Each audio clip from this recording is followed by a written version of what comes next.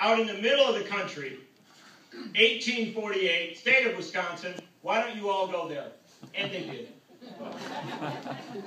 And in their Frank Zeidler-like precision, now I'm not saying that Frank actually arrived in 1848, within weeks. But in their Frank Zeidler-like precision, they created a state that was very, very serious about the rules. We established sets of rules, laws, regulations, constitutional amendments, and we followed them. That was the big deal. And they established nonpartisan elections for our courts, for our schools, for our local positions. And they did that for a reason, because they said, yeah, you're going to have Republicans and Democrats. You're going to have partisanship. But it is absolutely essential that we also have circumstances where we elect people who will enforce the rules, who will make sure that we do it right. That's why we have nonpartisan elections. It's a good idea. And where we've come to today is a great struggle between the rule of law and those who would make the laws to benefit their transitory political goals. This is a big deal politically, because where we're at right now, if we look back over the last 2 years, understand what they have attacked. What has Scott Walker and the people around him, what have they attacked? They attacked our labor laws. They attacked the rules by which we bargain our contracts, collective bargaining. They attacked the rights of unions to exist. Do you understand that if you're going to go to the baseline of how do you establish a totalitarian state, the first thing they do is go after the labor unions. This is true left and right.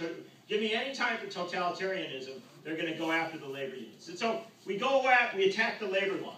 But they didn't stop there. They attacked our voting laws. They tried to establish a voter ID law that made it harder to vote. They tried to attack same-day registration. They have tried to attack every aspect of how we do elections. They even moved our election dates for the primary from the fall to the summer, so it was less likely that college students would vote in primaries. They literally altered the structures of our elections. And they didn't stop there. They gerrymandered our districts so radically. Understand this.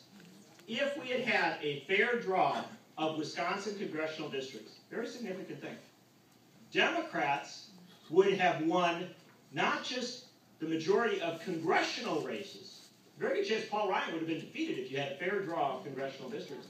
But Democrats would have held control of the state Senate. They gamed the system to assure a political result, an absolutely unconstitutional breaking of the rules.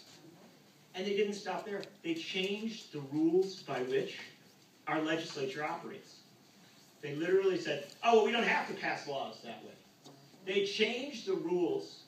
They changed the rules by which we relate to the federal government on transportation policy. They changed the rules by which we relate to the federal government on internet policy, on telecommunications policy. Walker turning down money to do broadband build-out in our state. I mean, as if you're going to oppose the future in every single way. They have changed the rules. They have fought the rules. They have fought the basic policies, even on how we implement Medicare, Medicaid, and our health care for the poorest and the least among us. They have attacked every single rule that they could. And when our lawyers have gone into the courts, we have had lower court rulings that have said that what they did on labor law was unconstitutional. They have said what they did on voter ID was unconstitutional. They have said that their violations of their own rules for how the legislature should operate, of our open meetings rules, was unconstitutional. Again and again and again, our elected lower courts, those most responsive to the people, have said that those in power in this state are violating the Constitution and the basic principles of Wisconsin.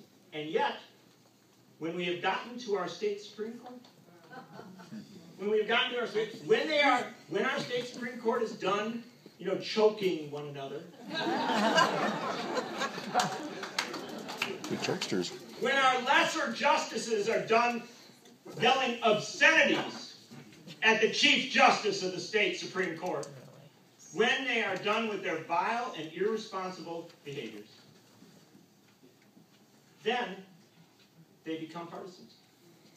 And the fact of the matter is, our state Supreme Court made a partisan decision to uphold Scott Walker's violation of the basic premises of this state. They made a partisan decision to uphold Act 10 and his anti-labor initiative. That was not following the rule of law. That was following the rule of the Republican Party. And that was morally, legally, and constitutionally wrong.